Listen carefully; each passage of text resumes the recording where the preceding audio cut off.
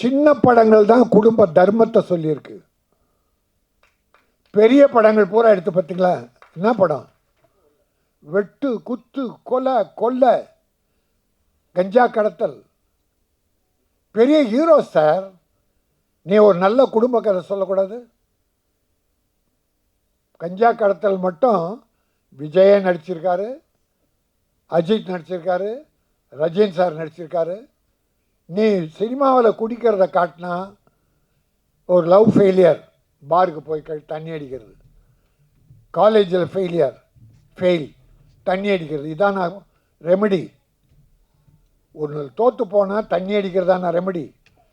நீங்கள் சினிமாவில் பண்ணுறீங்க, உன்னை தொண்டன், ஒரு ரசிகன், என் தலைவரே அடிச்சாடுறா.